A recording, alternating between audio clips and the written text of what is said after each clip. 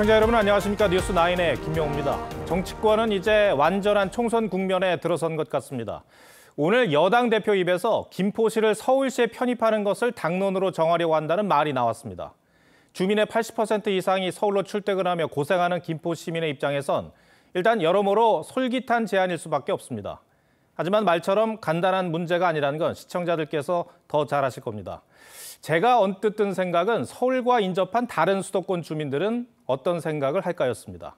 실현 가능성이 어느 정도나 되는 건지, 파생되는 문제는 뭐가 있을지 잠시 뒤에 취재기자에게 들어보겠습니다. 어쨌든 국민의힘이 선제적으로 수도권 공략에 나선 모양새입니다. 정민진 기자가 보도합니다. 김기현 대표가 지옥철로 불리는 김포 골드라인 열차를 둘러봅니다. 수송량이 좀 떨어지면 이렇게 만들어서는 안 되는 거예요. 여기.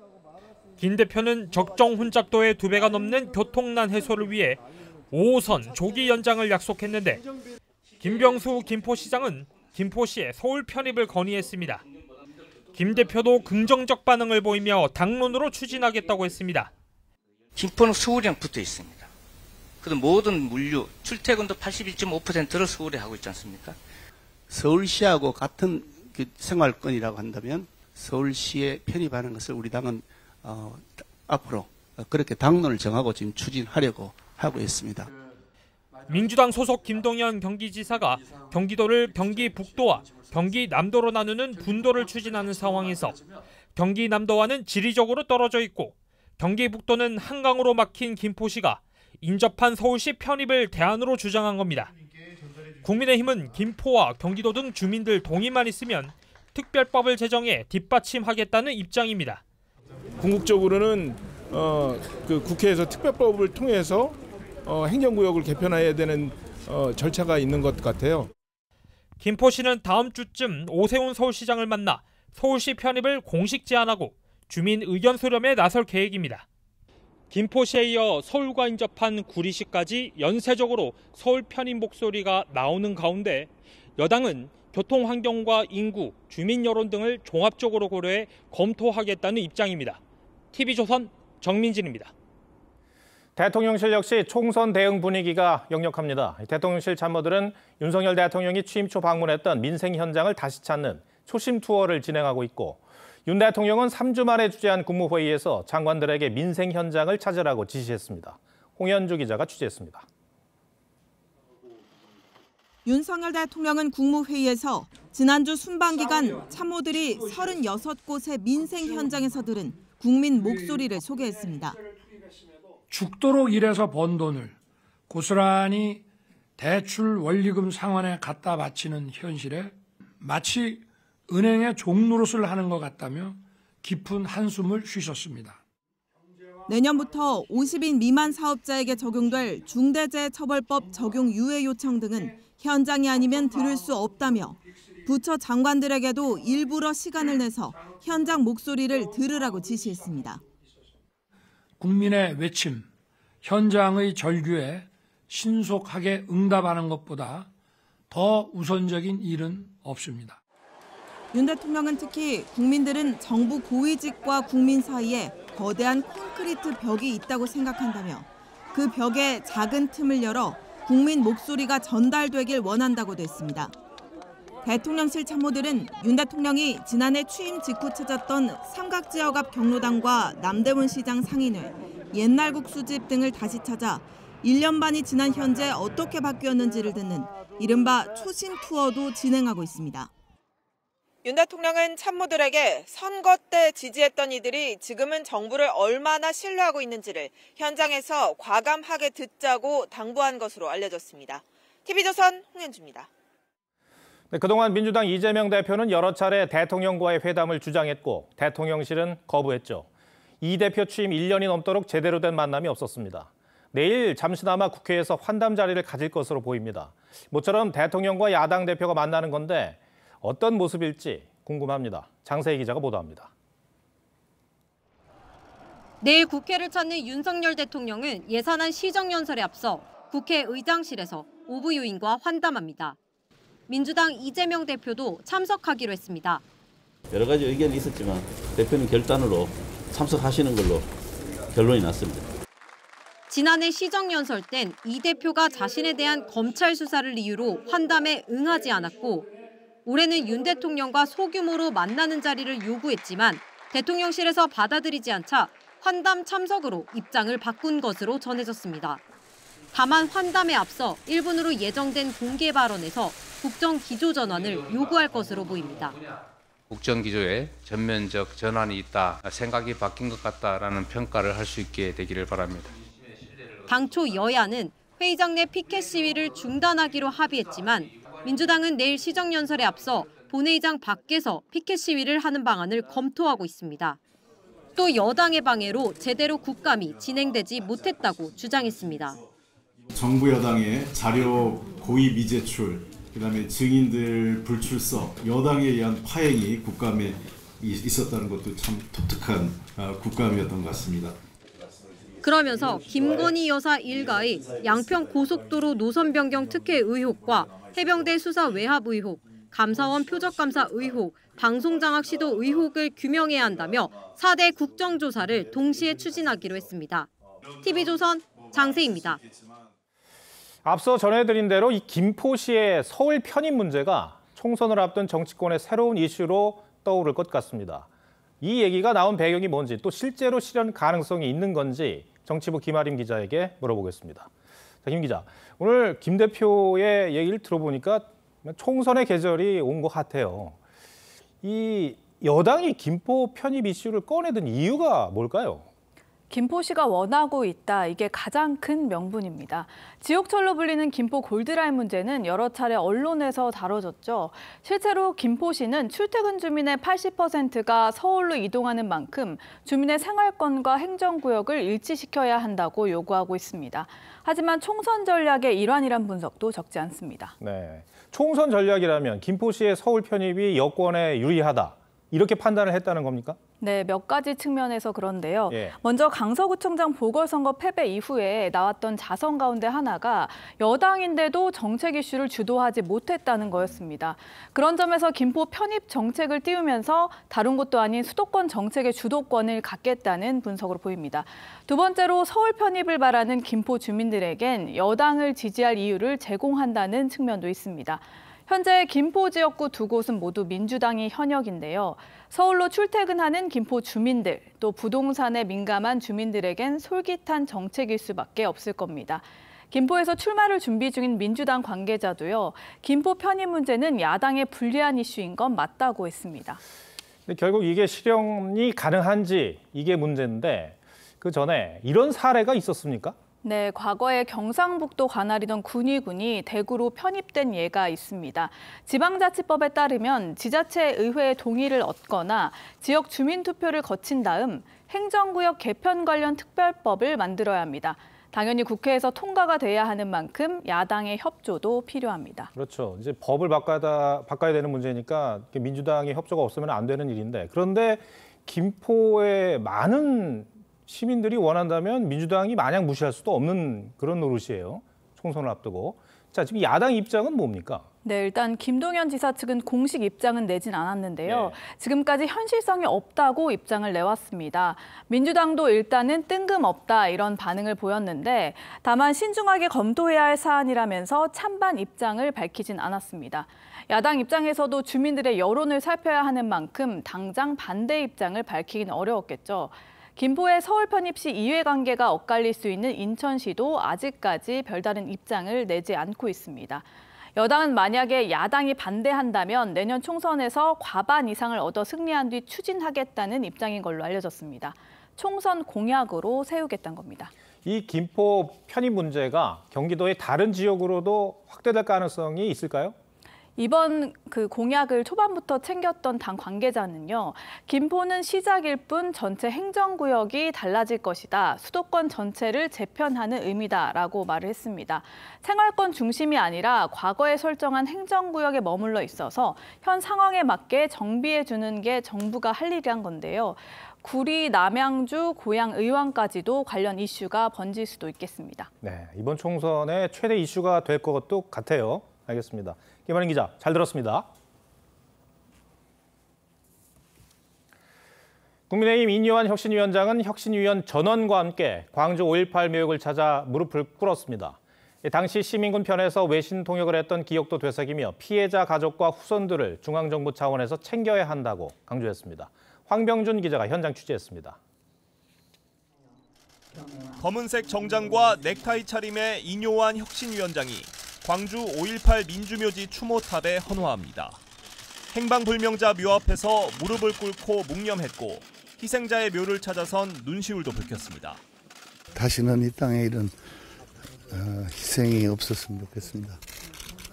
그 외에는 말문이 막혀서 좀. 인요한 혁신위가 5.18 민주묘지를 찾은 건 지난 25일 인 위원장이 임명 첫 일성으로 5.18 참배를 약속한 이후 닷새 만입니다.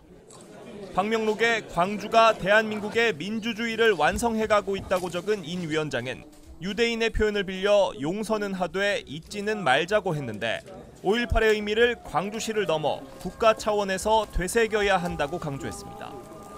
이런 분들을 적극적으로 챙겨서 이제 지방에서 지금까지는 잘해왔지만 이제는 중앙에서 이분들을 다 포용하고. 인 위원장이 첫 공식 일정으로 광주를 택한 건 통합을 앞세운 쇄신 의지를 강조한 걸로 풀이됩니다. 인 위원장을 비롯한 혁신위원 13명 전원이 참배에 나섰고 인 위원장은 5.18 정신의 헌법 전문 수록도 관철하겠다고 했습니다. 민주당에선 5.18은 선거 때만 찾아가는 꿀단지가 아니라는 비판이 나왔습니다. TV조선 황병준입니다. 그러나 혁신위원회가 1호 안건으로 내세웠던 당내 대사면은 여전히 진통을 겪고 있습니다. 이 당 지도부와 당사자인 이준석 전 대표, 홍준표 시장 사이에선 격한 표현까지 오가는 상황이 계속됐습니다. 일단 혁신위는 이 건의 방안을 의결했는데 최종 확정을 해야 할 지도부와 당사자들 모습엔 접점이 없어 보입니다. 윤동빈 기자가 취재했습니다. 국민의힘 혁신위원회가 이준석 전 대표와 홍준표 대구시장의 징계를 해제하는 대사면을 당 지도부에 건의하기로 의결했습니다. 통합을 위해서 이제 한 힘이 될 수 있도록 두벅두벅 이제 걸어 나가려고 합니다. 이 전 대표는 품위 유지 위반 등으로 1년 6개월 당원권 정지, 홍 시장은 수액 골프 논란으로 10개월 당원권 정지 징계를 받았는데 두 사람 모두 사면에 공개 반발하면서 당 지도부에선 이례적으로 공개 비판 메시지가 나왔습니다. 사면 대상자들도 진심 어린 사과와 반성으로 국민과 당원의 눈높이에 맞는 모습을 보여주기 바랍니다. 일부 댓글에 보니까 콩카콜라인 줄 알았는데 쉰카콜라구나. 자중하셨으면 좋겠다는 개인적인 부탁을 좀 갖고 있습니다. 그러자 홍 시장은 관심도 없고 연연하지도 않는다며 지도부 비판에 불쾌감을 드러냈고 애들하고 싸우지 않습니다. 단순히 징계 취소해버리면 될 걸 그걸 왜 사면이라는 용어를 씁니까? 이 전 대표는 제발 사면 받아달라는 건 이제 그만하라며 좀스럽고 민망하다고 했습니다. 혁신위의 1호 혁신안은 목요일인 오는 2일 당 최고위에 보고될 예정인데 당사자들의 반발이 여전해 최고위 의결까지는 다소 시일이 걸릴 가능성도 있습니다. TV조선 윤동빈입니다. 더욱 격화하고 있는 중동으로 가보겠습니다. 이스라엘은 이제 본격적으로 하마스 괴멸을 위한 지상전을 진행하고 있는 것으로 보입니다. 이스라엘군은 가자지구 주민에게 마지막 대피령을 내렸고 가자지구 북부 한 건물에 이스라엘 국기를 개양하는 영상도 공개했습니다. 먼저 황정민 기자입니다. 하마스 거점으로 추정되는 건물들이 잇따라 폭발하고 화염에 휩싸입니다. 이스라엘군은 하마스 대원 20여 명을 사살했다며 주민들에게 마지막 대피령을 내렸습니다. ההתפנות דרומה היא לביטחונם האישי. היום אנחנו מדגישים, זוהי קריאה דחופה. 가자지구 중심 도시인 가자시티에서 이스라엘군 탱크가 보이기 시작했다는 증언이 나왔습니다. 2005년 이후 처음으로 가자지구 건물에 이스라엘 국기가 걸리는 영상이 공개되기도 했는데 이스라엘군이 가자지구 북부 3.2km 이상 지점까지 진입한 증거라고 CNN은 분석했습니다. 이란을 중심으로 한 주변국과의 확전 긴장감도 커졌습니다. 레바논과의 접경지에서는 무장정파 헤즈볼라와의 교전이 온종일 이어졌고 시리아 북부 미군 기지는 친이란 세력 이라크 이슬람 저항군의 공격을 받았습니다. The president has been very straightforward on this. If American troops are attacked by Iran and its proxies, we will respond. 구테르스 유엔 사무총장은 전 세계가 인도주의적 재앙을 목격하고 있다며 이스라엘의 지상전 확대에 유감을 표했습니다. 앞서 4차례 휴전 촉구 결의안 채택에 실패한 유엔은 오늘 다시 결의 합의를 시도합니다. TV조선 황정민입니다. 이스라엘 여객기가 봉변을 당하는 사건도 벌어졌습니다. 텔아비브를 출발해 러시아의 한 자치공화국 공항에 착륙한 뒤 이 친팔레스타인 시위대에게 습격을 받은 겁니다. 수백 명의 시위대는 이스라엘 사람을 색출하겠다며 기물을 부수고 활주로까지 난입했습니다. 이정민 기자가 보도합니다. 팔레스타인 국기를 든 시위대 수백 명이 유리문을 부수고 공항 내부로 진입합니다. 공항 활주로까지 난입해 여객기를 향해 뛰어갑니다. 차량들을 마구 흔들며 탑승자들을 확인하기도 합니다.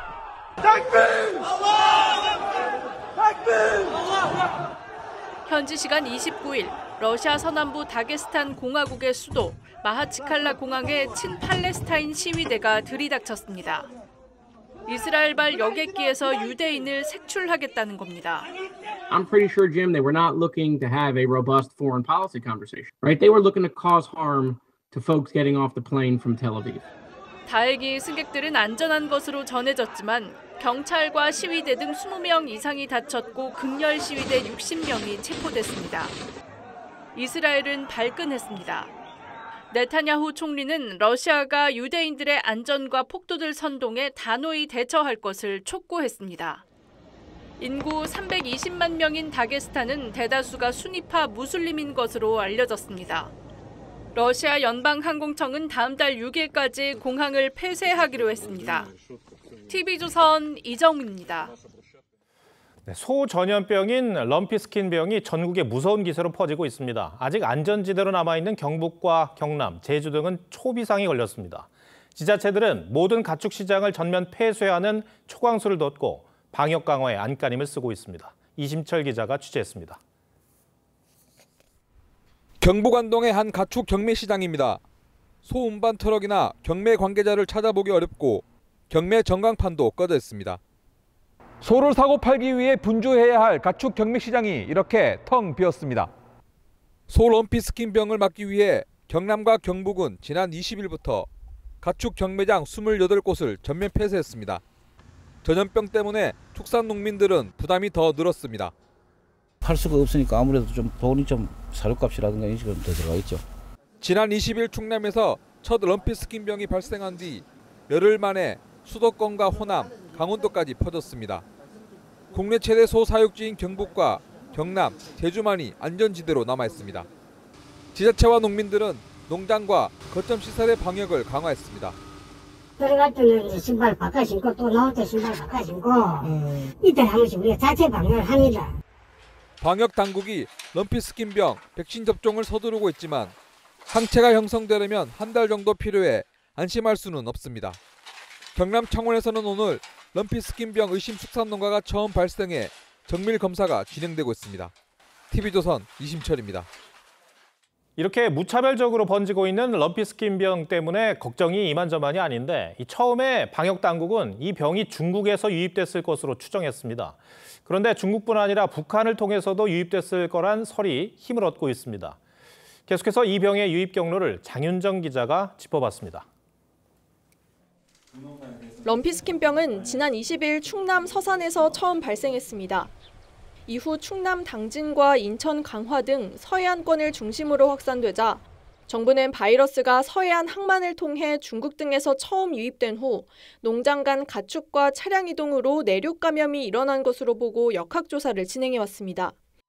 그런데 첫 발병지인 충남 서산으로부터 250km가량 떨어진 강원도 고성에 이어 철원 한우 농장에서도 감염 사례가 발견되면서 새로운 경로로 유입됐을 가능성이 제기됐습니다. 접경 지역 같은 경우에는 그 비무장지대 등에서 어떤 위험염이 왔을 거다 이렇게 보여지고요. 북한에서 왔을지 등도 배제하고 있지는 않습니다. 다른 나라에서는 일주일에 평균 7km 속도로 확산된 럼피스킨병이 우리나라에선 확산 속도가 너무 빠르다는 점도 추가 유입 경로설이 힘을 받고 있습니다. 북한 유입이 사실일 경우 방역이 더 어려워질 수밖에 없는 상황. 다만 정부는 럼피스킨병이 토착화할 가능성은 낮다는 데 희망을 걸고 있습니다. 세르비아나 동유럽과 같은 대다수의 국가에서 역시 백신으로 컨트롤하고 추가 발생이 없었던 점들은 고려할 때 사실은 그 토착화의 가능성은 상당히 희박하지 않나. 정부는 다음 달 10일까지 전국 농장의 백신 접종을 완료할 계획입니다. TV조선 장윤정입니다. 세계 꼴찌 수준의 출산율 때문에 국가 소멸 위기까지 거론되고 있죠. 이 저출산에서 벗어나기 위해서는 출산과 육아를 존중하는 문화가 직장 내에서 정착하는 것도 중요한데요. 이 법적으로 보장된 육아휴직을 사용하겠다고 하자 퇴사를 종용하는 등 기가 막힌 사연이 지난 6개월 동안 220건이나 접수된 것으로 파악됐습니다. 송민선 기자가 전해드립니다. A씨가 임신 사실을 알리자 회사 측은 육아휴직은 안 된다며 대신 자발적으로 사표를 내면 실업급여는 받을 수 있게 해주겠다고 했습니다. B씨는 회사의 압박으로 출산휴가를 제대로 다 쓰지 못했다가 정부가 사업주를 검찰에 송치하고 나서야 나머지 휴가를 갈 수 있었습니다. 모두 근로기준법과 모성보호법 등을 위반하는 행위입니다. 지난 4월 고용노동부가 모성보호 신고센터를 개설한 이후 6달 동안 이 같은 사례가 모두 220건 접수됐습니다. 육아휴직 관련이 약 40%로 가장 많았고 육아기 근로시간 단축, 출산휴가 관련 억울한 사연들이 뒤를 이었습니다. 이 가운데 고용노동부는 203건에 대해 근로감독을 거쳐 행정지도와 사법조치를 했고 나머지 17건에 대해선 현재 조사 중입니다. 육아기 근로시간 단축을 사용하려고 하는데 여자임에도 신청 자체를 제한한다거나 그 이후 승진 관련해가지고 좀 누락을 시킨다거나 이런 건들이 조금 있었거든요. 정부는 다음 달부터 2달간을 모성보호제도 위반 집중 신고기간으로 정하고 불법 행위는 엄정 처리하겠다고 밝혔습니다. TV조선 송민선입니다.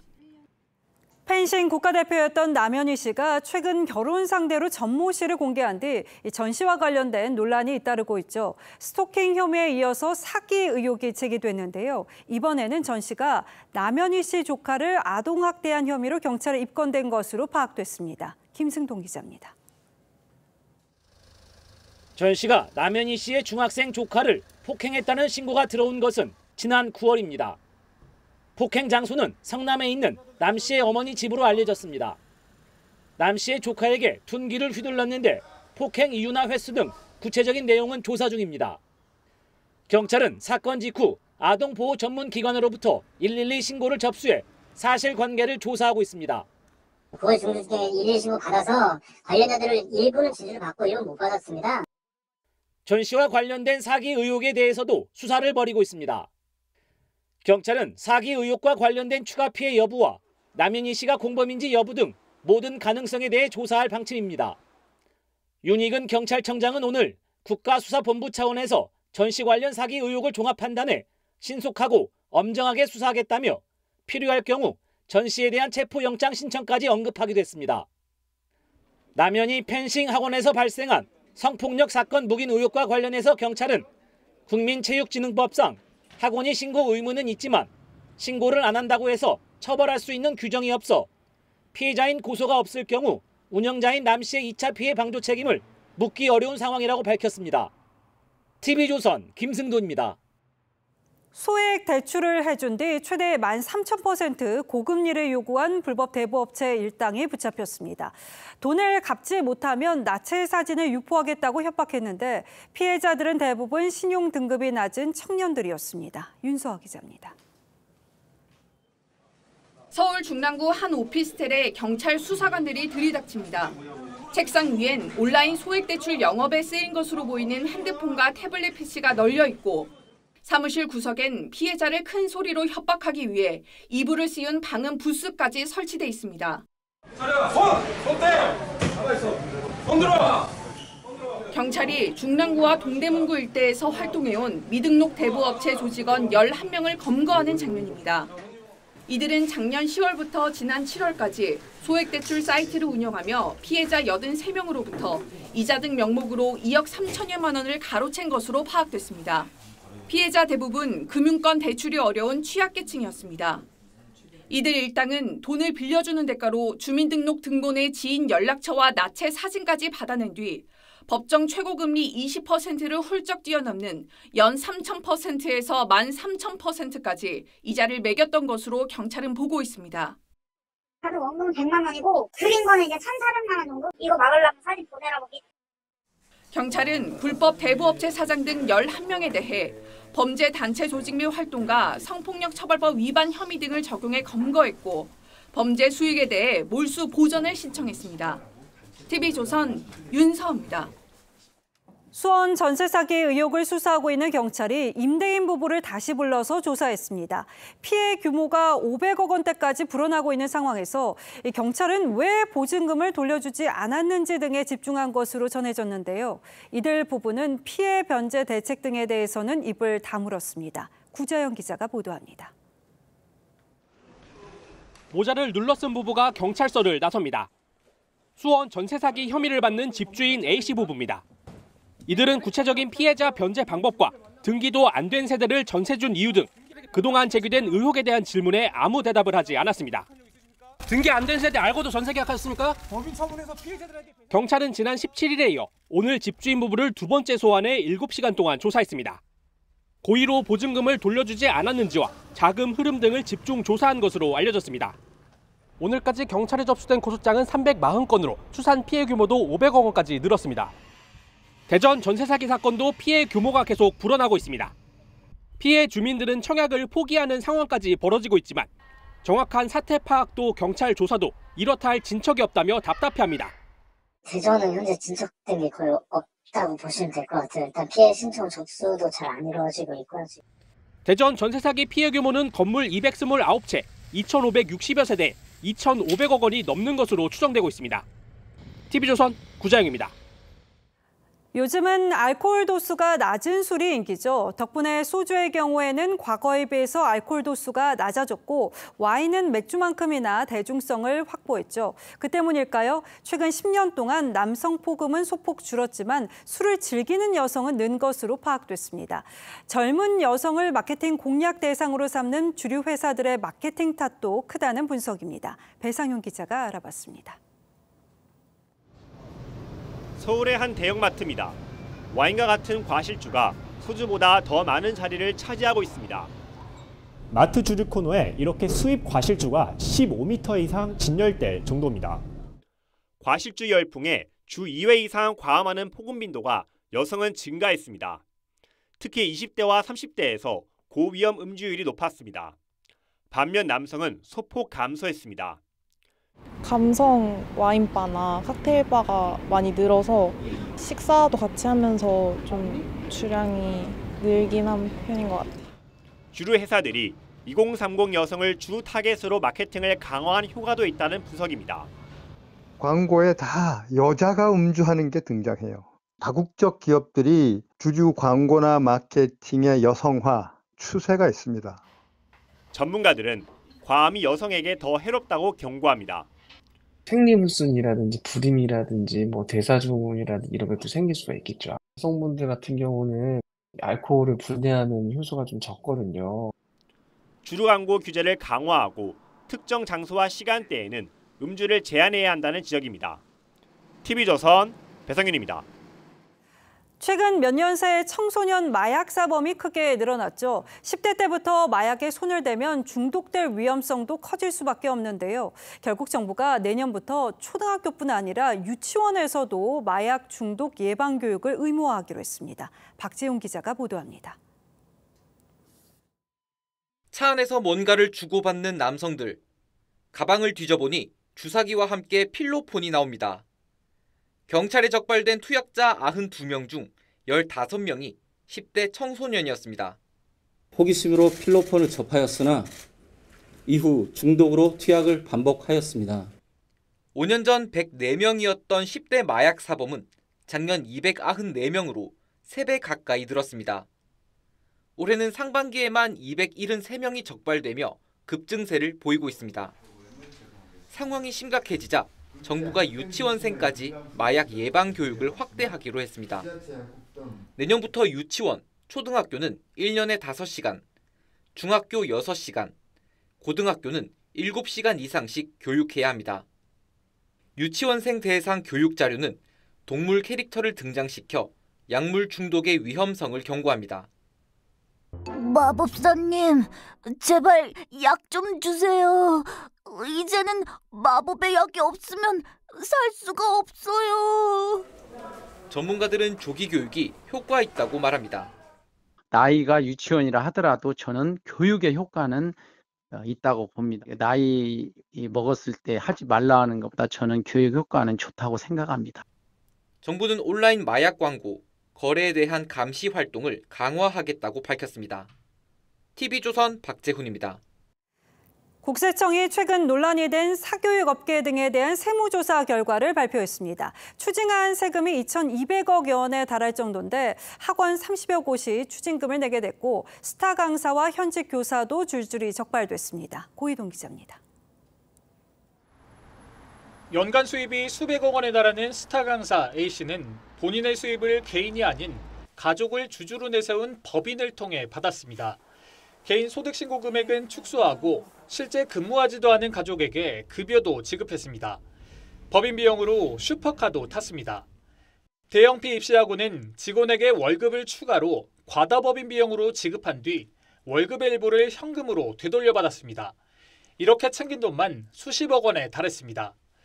국세청이 이번 정부 출범 이후 지난달까지 학원 관련 세무조사로 추징한 세금은 200억 원, 탄류가 드러난 학원은 30여 곳입니다.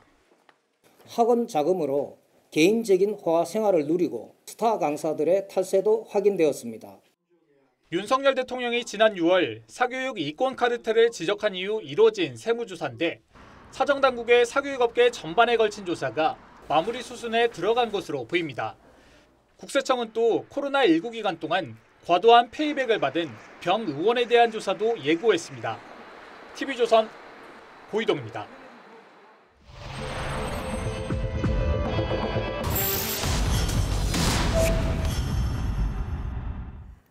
수능이 보름여 앞으로 다가왔습니다. 일부 병의원이 수험생을 상대로 소위 총명주사를 홍보하고 있어서 10대 학생이 맞아도 괜찮은 건지 짚어봤습니다. 병원은 기억력과 집중력 향상에 도움이 된다며 수액주사를 처방했는데요. 일부 수액에는 알츠하이머 환자용 보조약물도 들어있었습니다. 소비자탐사대 한지은 기자입니다. 학원, 스터디 카페가 밀집한 도심 산간의 한 마취통증의학과 의원. 독감 예방접종 접수대를 찾자 수능 이벤트라며 이른바 총명주사를 19,900원에 맞을 수 있다고 홍보합니다.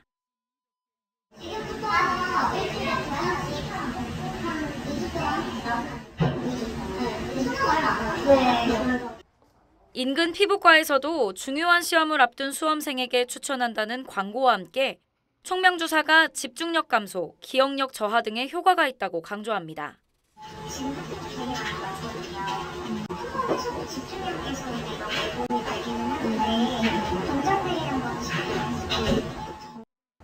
총명주사는 알츠하이머 환자에게 처방되는 보조약물인 콜린 알퍼세레이트 등을 주성분으로 하는데 10대 수험생을 상대로 명확한 검증 없이 무분별하게 처방되고 있는 겁니다. 비슷한 성분인데도 병의원마다 가격도 제각각이어서 주사 한 번에 최저 19,900원에서 최고 10만 원 이상까지 5배 넘게 차이 났습니다. 10만 원 넘는데 좀 더 필수 아미가 더 들어가고 RP 들어가면 조금 이거될 수 있어요. 전문가들은 인지 기능이 정상인 10대 수험생에게 해당 약물을 반복 처방할 경우 부작용이 나타날 수 있다고 경고했습니다. 이상이 없는 사람에게서 뇌 기능을 높인다는 연구 결과는 거의 없고요. 콜린이 많은 것의 부작용으로서 구갈이라든지 혼미 이런 등의 증상이 나타날 수 있기 때문에 보건복지부는 의료계 일각에서 총명주사 영업과 처방이 이뤄지고 있는 데 대해 인지하고 있다면서도 의학적 근거를 바탕으로 한 의료행위인 만큼 우선 과장 광고 여부 등에 대해 전문기관이나 학회에 검토를 요청하겠다고 했습니다.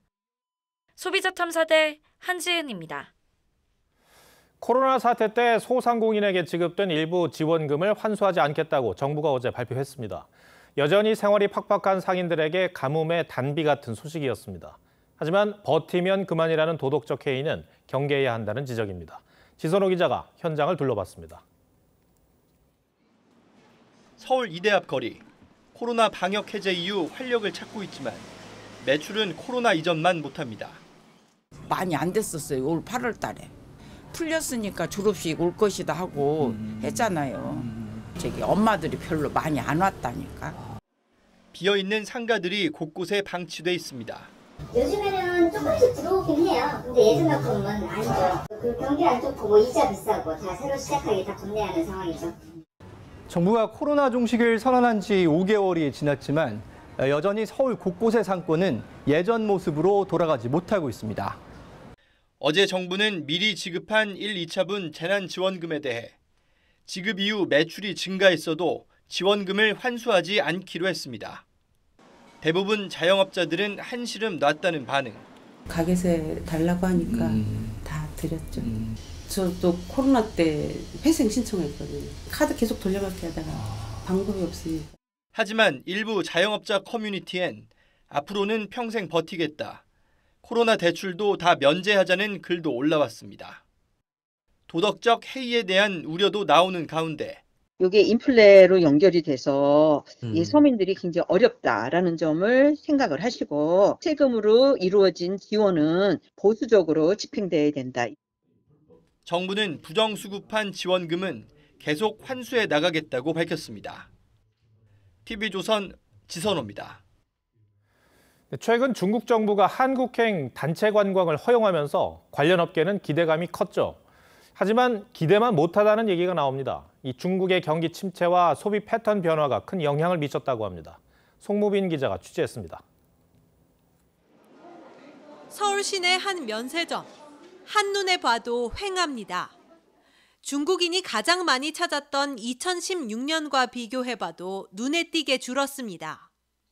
실제로 올해 9월 중국인 방문객 수는 26만여 명으로 2016년에 비해 3분의 1 수준으로 줄었습니다. 코로나19 이후 중국이 경제를 재개방했어도 침체를 벗어나지 못하는 겁니다. Because of the economic, people they don't have enough money to buy the tickets. Experience life is important than buy something. 중국인 관광객 감소는 면세점과 화장품 업계에 어닝 쇼크 수준의 충격을 줬습니다. 호텔 신라가 면세점 부문에서 163억 원 영업 손실을 내면서 3분기 영업이익이 70% 넘게 급감했고 중국 특수를 노렸던 LG 생활건강의 영업이익도 3분의 1 수준으로 줄었습니다. 중국 시장에서 지금 매출 하락이 이어지고 있고 당장 이제 뭐 다음 분기에 반등합니다라고 말씀드리기는 어려운 상황이고 주가도 줄줄이 하락했습니다. 호텔 신라는 한 달 새 주가가 24% 폭락한 데 이어 오늘도 11%대 하락장을 면치 못했고 LG 생활건강은 실적 발표 이후 20% 이상 고꾸라졌다 오늘 가까스로 낙폭을 줄였습니다. 중국 내 경기가 반등하지 못하면서 업계에 들이운 먹구름도 좀처럼 거치지 않고 있습니다. TV조선 송무빈입니다. 그동안 개인 투자자들의 원성이 컸던 공매도 제도를 정부가 한시적으로 금지하는 방안을 검토하고 있습니다. 이참에 제도 자체를 뜯어 고치자는 목소리도 나오는데 왜 그런 건지 따져보겠습니다. 자, 홍영 기자, 공매도에 대한 불만은 늘 있어 왔는데 이번에 다시 불거진 이유가 있습니까? 네, 최근에 주가가 급락하면서 개인 투자자들 피해가 큰데요. 지난 8월만 해도 연고점을 기록했던 코스피는 불과 석 달 만에 350포인트 넘게 급락했습니다. 여기에 최근 일부 외국 투자은행들이 장기간 불법 공매도를 해온 사실이 적발되면서 공매도에 화살이 쏠렸는데요. 제도 개선을 촉구하는 국민동의 청원에 5만 명 이상이 찬성했습니다. 금융당국의 기류도 조금 달라졌다고요? 네, 김지연 금융위원장은 이 공매도를 한시적으로 막는 방안을 검토하겠다고 했습니다. 이뿐만이 아니라 다시 원점에서 투명하고 합리적인 절차를 통해 제도 개선을 하겠다고 했습니다. 그동안 글로벌 기준을 내세워서 공매도 규제에 미온적이던 입장에서 크게 바뀐 겁니다. 과거에도 공매도를 금지한 적이 있었죠? 네, 공매도 전면 금지는 지금까지 3차례 있었습니다. 글로벌 금융위기 때와 유럽 재정위기 때 일시적으로 금지했고 코로나19 사태 때는 재유행으로 금지 기간이 연장되기도 했습니다. 이후 시가총액이 큰 대형주 위주로만 허용하고 있습니다. 그럼에도 여전히 공매도로 개미들만 손해를 본다는 말이 나오지 않습니까?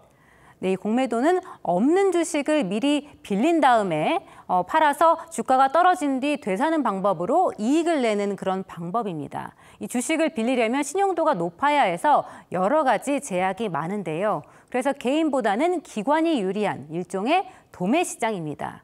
하지만 무턱대고 주가를 올리는 시세 조종을 막기도 하는데요. 실제로 라더견 일당이 손을 댄 주식 대부분은 공매도가 금지된 종목들이었습니다.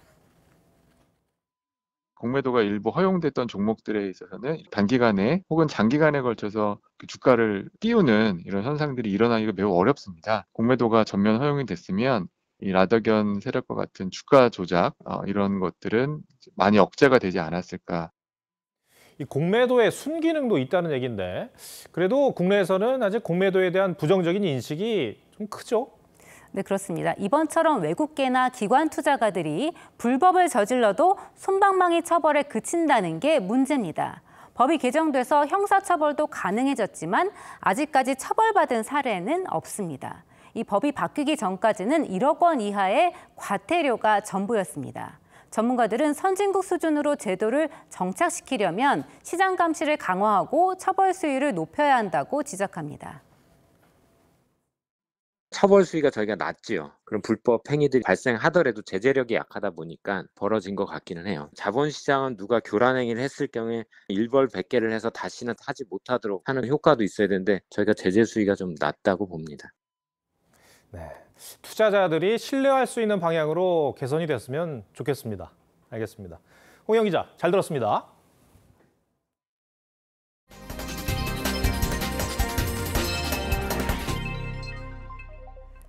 포스코가 임금과 단체 협약을 놓고 난항을 겪으면서 창사 이래 55년 만에 첫 파업 가능성이 나오고 있습니다. 노조가 파업 투표를 가결시킨 데 이어서 중앙노동위원회가 현재 조정 중지 결정을 위한 회의를 진행하고 있습니다. 파업 여부에 따라서 태풍 흰난로 때 복구한 고로가 멈출 수도 있는 상황입니다. 박상현 기자입니다. 포항 포스코 본사 앞에 내걸린 현수막들. 임단협 승리를 지지하는 현수막과 파업만은 막자며 파업을 반대하는 현수막이 동시에 등장했습니다. 포스코 노조는 쟁의 찬반 투표 결과 75% 찬성으로 가결시켰습니다. 오늘 중앙노동위원회에서 조정 중지 결정이 내려지면 노조는 파업권을 확보할 수 있습니다. 노사는 지난 5월부터 24차례 협상을 진행했지만 협의점을 찾지 못했습니다. 노조는 기본급 13% 인상, 자사주 100주와 성과급 200% 지급, 격주 주 4일제 도입 등을 요구하고 있습니다. 직원 평균 연봉인 1억 800만 원의 버금가는 9,500만 원을 추가로 요구하는 겁니다. 사측은 조건을 모두 들어줄 경우 1조 6천억 원의 추가 지출이 예상된다며 난색입니다. 회사도 합리적인 수준에서 타결이 되도록 최선의 노력을 경주할 계획입니다. 파업을 강행할 경우 1968년 창사 이후 55년 만에 첫 파업으로 태풍 흰난로 때 노사가 협심해 복구한 고로가 멈출 수 있는 상황입니다. 강판과 후판을 사용하는 자동차와 조선업계의 타격도 불가피합니다. 지금 촬영산업이 전반적으로 굉장히 안 좋아요. 지금 상황도 안 좋은데 그렇게 나오면 굉장한 후유증이 생길 것 같은데요. 만약 노사모도 총파업 후폭풍을 우려하고 있어 막판 타결 가능성은 남아 있습니다. TV조선 박상현입니다. 지난 주말 우리는 안전한 헬로윈을 보냈습니다만 미국에서는 10년 만에 최악의 헬로윈이라는 말이 나왔을 정도로 피로 얼룩졌습니다. 각종 헬로윈 파티에서 생긴 다툼이 총격 사건으로 번지면서 수십 명의 사상자가 발생했습니다. 신은석 기자입니다. 거리 공연을 하다 총소리에 놀라 멈춥니다. 행인들은 혼비백산 달아나고 일부는 쓰러진 채 괴로워합니다.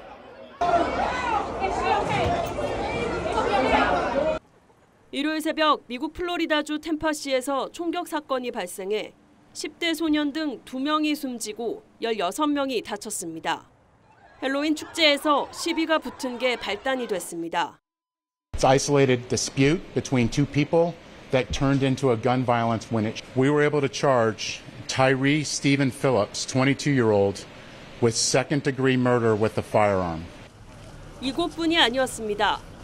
텍사스주 텍사케나에서는 파티 도중 발생한 주먹 다짐이 총격 사건으로 번져 6명이 사망하거나 다쳤습니다. 인디애나 폴리스에서도 같은 이유로 9명의 사상자가 발생했고 캔사스주 위치타 클럽에선 괴한이 총기를 난사해 1명이 숨지고 2명이 다쳤습니다. 이 밖에도 파티 중 생긴 총격 사건으로 시카고에선만 15명.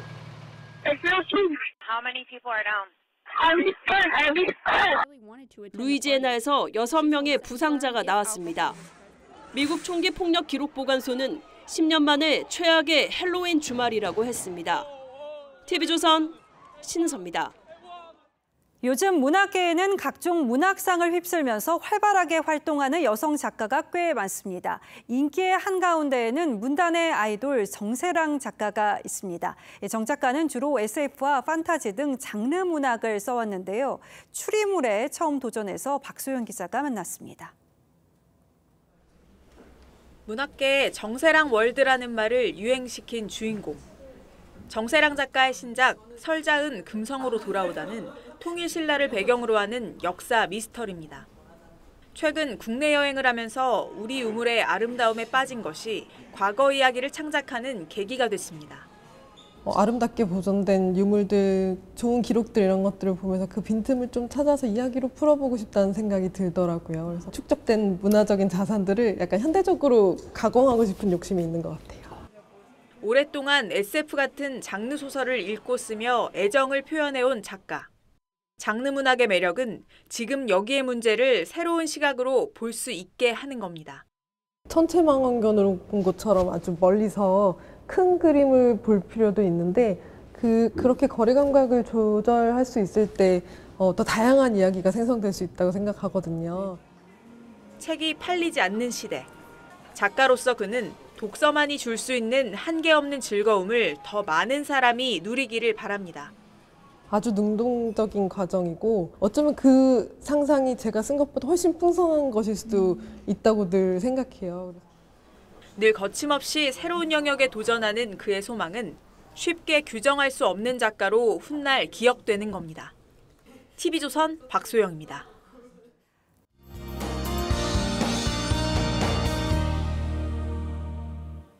하루가 다르게 가을색이 짙어갑니다. 이번 주 평년의 웃도는 온화한 가을 날씨가 이어지겠는데요. 크게 벌어지는 일교차는 염두에 두시고 건강관리 소홀히 해서는 안 되겠습니다. 내일은 새벽부터 오전까지 내륙 곳곳에 짙은 안개가 예상됩니다. 오전에 수도권과 영서 지역은 일시적으로 공기질이 탁할 수 있겠습니다. 이들 지역은 또 내일 구름 많겠고요. 내일 전국 하늘 대체로 맑겠습니다. 밤부터는 강원 영동과 경북 북동 산지를 중심으로 바람이 강해지겠습니다. 내일 중부지방의 아침 기온은 오늘보다 1에서 4도 정도 높습니다. 서울이 12도, 충주 7도 예상되고요. 낮에는 20도를 오르내리겠습니다. 내일 특히 남부 내륙의 기온차가 크겠는데요. 아침에 대구가 9도로 출발했다가 한낮에는 20도를 훌쩍 넘어서겠습니다. 모레 수요일에는 중부를 중심으로 다소 요란한 비가 내리겠습니다. 날씨였습니다. 10월 30일 월요일 뉴스9 마치겠습니다. 시청해주신 여러분 고맙습니다.